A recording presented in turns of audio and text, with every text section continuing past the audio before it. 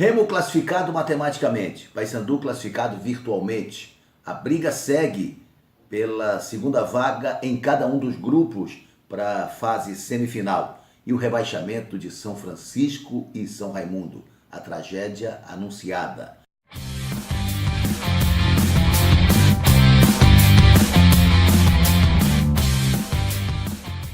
É hora de fazermos um balanço, um diagnóstico, um raio-x do Campeonato Paraense. Fechada a nona e penúltima rodada da fase classificatória, temos então um quadro delineado, um quadro apresentado. Esta rodada foi encerrada, terminou com o clássico Paysandu e Remo disputado no Mangueirão, com quase 18 mil espectadores, finalmente numa tarde de domingo sem chuva, pelo menos na hora que a bola rolou.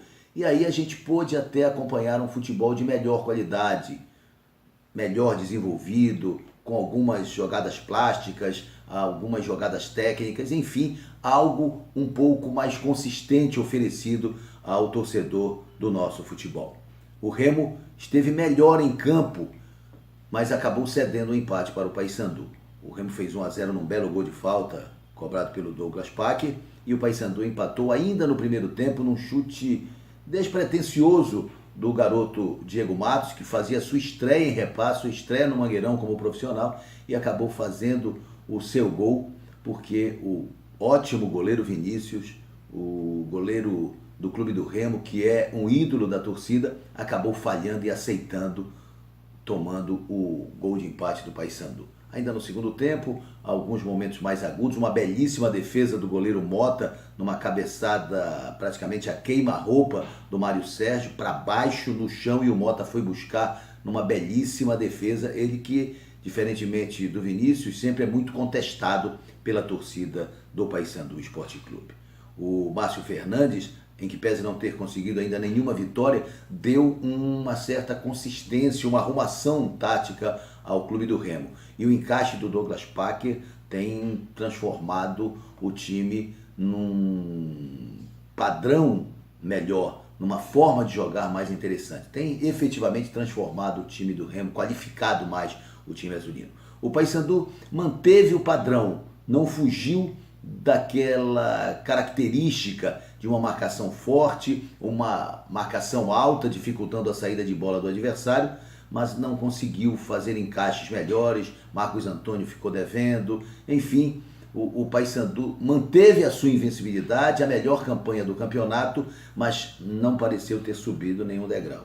Até porque o interino Leandro Nius, ele trabalhou esta semana na espera do novo treinador do Paysandu Esporte Clube, o treinador que vai comandar o time no Campeonato Brasileiro da terceira divisão. Enfim, o que a gente pode olhar agora? O Remo está classificado no grupo A1 com 16 pontos.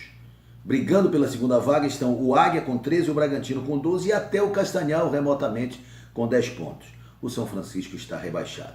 No grupo A2, o Paysandu com 19 pontos. Tem a melhor campanha do campeonato, está invicto, mas oficialmente, matematicamente, não estaria classificado. É claro que o Paysandu está classificado porque a surreal combinação de resultados que poderia tirar o Paysandu da fase semifinal é quase impossível de acontecer.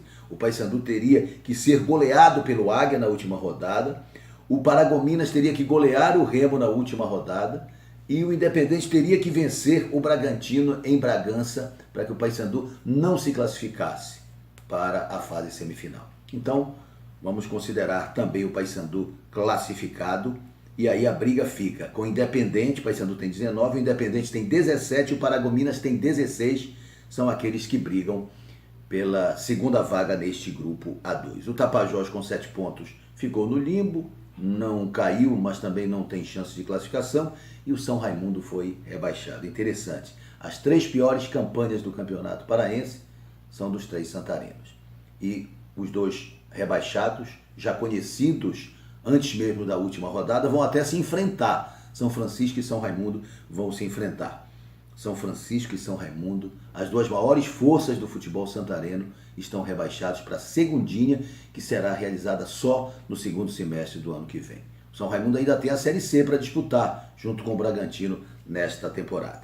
Aliás, além dos jogos já citados, tem um jogo também que é interessante, Castanhal e Tapajós, porque o Castanhal ainda sonha com a classificação. Já se manteve na fase principal, na primeira divisão do futebol paraense para o ano que vem, mas sonha alto e imagina ser possível. Se o Águia perder para o Paysandu e o Bragantino perder para o Independente, o Castanhal vencendo o Tapajós, vencendo bem, de repente pode até beliscar. Mas também é uma situação difícil, complicada, que essa segunda vaga chegue para a equipe do Castanhal. Enfim, esse é um resumo, um balanço da situação do Campeonato Paraense de Futebol Profissional. O que a gente pode dizer é que já se viu algo melhor em campo, principalmente o jogo entre Remo e Paysandu teve uma qualidade um pouco mais apurada, o que de certa forma animou o torcedor. Agora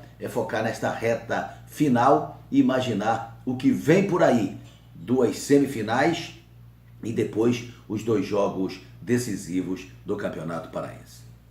O pensamento ainda é no Campeonato Paraense, mas a Série C está batendo na porta. Um abraço, pessoal!